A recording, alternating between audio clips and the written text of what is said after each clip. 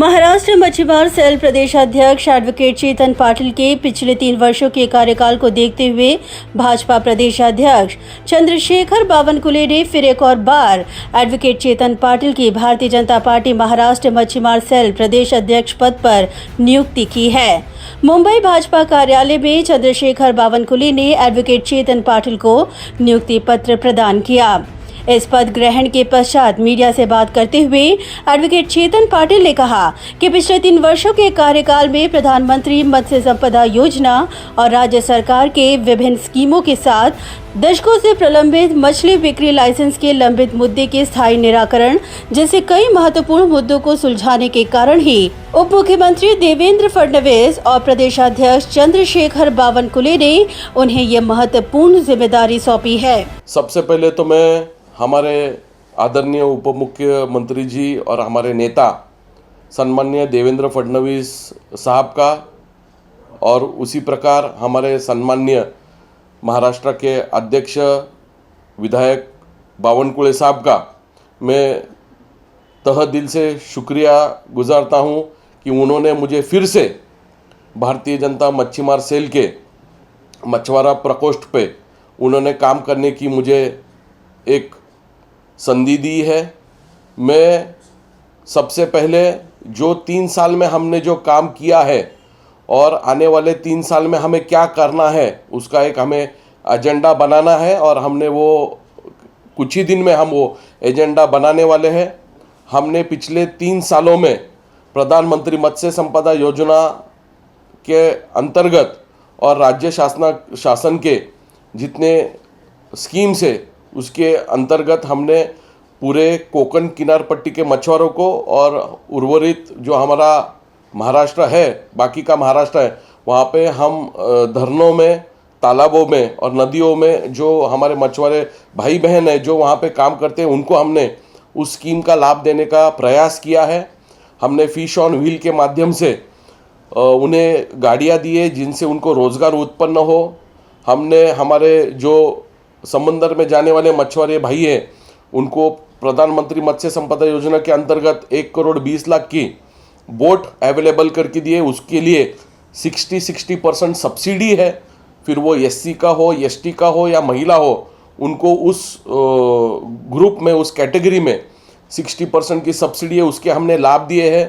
वहीं एडवोकेट चेतन पाटिल ने अपनी प्राथमिकताओं का जिक्र करते हुए कहा कि गोवा की तर्ज पर राज्य के मछुआरों के लिए वातानुकूलित फिश मार्केट का निर्माण करवाना, महाराष्ट्र के प्रख्यात फिशिंग हब का रीडेवलपमेंट कर एक्सपोर्ट को बढ़ावा देना उनका मकसद है।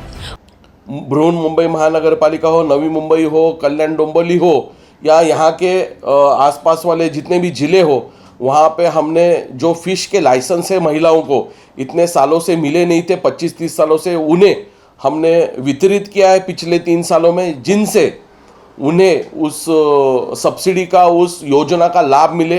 क्योंकि हर एक सब्सिडी का पहला क्राइटेरिया होता है कि उनके पास लाइसेंस होल्डर होने चाहिए, उनके पास प्रमाण पत्र होना चाहिए, वो परवाना होना चाहिए, उसके बाद ही वो एलिजिबल होते हैं। इसलिए हमने उनके पहले मूलभूत सुविधाओं पे हमने काम करना पिछले 3 साल में शुरू किया है। मार्केट्स की हालत बहुत ख़राब है। हमने बृहन्मुंबई महानगर पालिका के माध्यम से, कल्याण डोंबिवली माध्यम से महानगर पालिका और नवी मुंबई और जो भी आसपास के जितने महानगर पालिका है, पनवेल है, हमारी मीरा भाईंदर है, उनको हमने सभी आयुक्तों साहब को रिक्वेस्ट किया है कि उनका रीडेवलपमेंट होना चाहिए, वहाँ पे अच्छी फैसिलिटीज़ आनी चाहिए।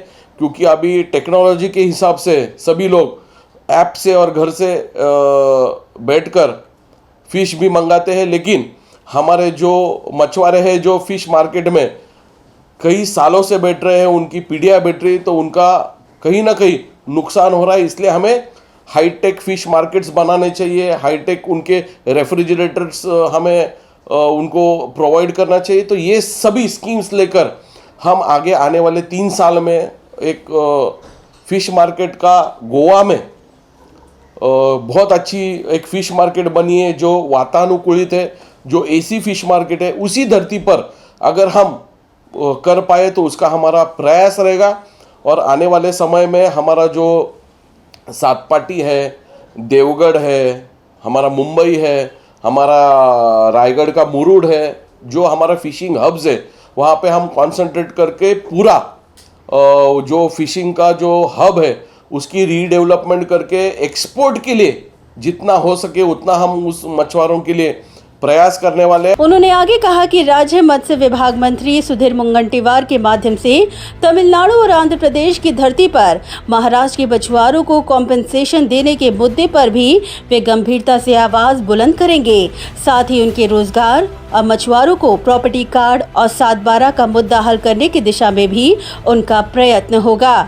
तमिलनाडु और आंध्र प्रदेश में जो जून और जुलाई में जो मासेमारी हमारी फिशिंग बंद रहती है उस काल में उन्हें खाउटी देने का, उन्हें एक कंपनसेशन देने का कहीं ना कहीं प्रयास चालू है। तो उसी धरती पर हमने हमारे राज्य के सम्माननीय मत्स्य विकास मंत्री सुधीर भाऊ मुनगंटीवार साहब को हमने रिक्वेस्ट की है कुछ दिनों पहले कि वो भी आप उसका अभ्यास करें और सहानुभूतिपूर्वक वो मछुआरों को देने के आप प्रयास करें, क्योंकि उस राज्य में मिल रहा है तो इस राज्य में भी मिलना चाहिए। और आने वाले समय में हम रेफ्रिजरेटेड वैन्स हो गए, एक्सपोर्ट्स हो गए, उसके आइस फैक्ट्री तो सब जगह पे है ही, लेकिन उस फिश को वैल्यू एडेड के माध्यम से उन्हें रोज़गार कैसे मिले, पैसे उनको कैसे ज़्यादा मिले, उसका हमारा प्रयास है।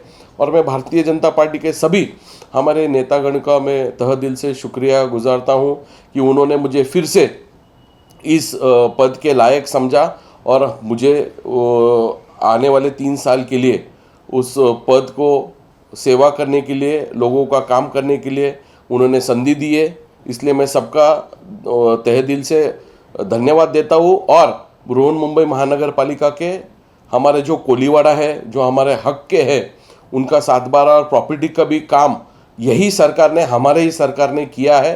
तो उसका भी आने वाले समय में हम उनके हक के प्रॉपर्टी कार्ड और 7/12 उन्हें कैसे मिले उसका प्रयास करने वाले हैं। और वही संकल्पना हम पुणे किनार पट्टी में चांदा से लेके बांदा तक, मतलब पालघर का जाई से लेके वेंगुर्ला का शिरोडा तक हम वो करने वाले हैं। और सारे हमारे मछुआरे भाई बहन हैं जो कि बोले जाते हैं, जो कोली है, आगरी है, भोई है, वैती है, मांगेला है, खारीवी है, गाबित है, ऐसे हमारे उप समाज है जो ये फिशिंग एक्टिविटी करते हैं। उन सबको न्याय देने का मैं प्रयास करूंगा।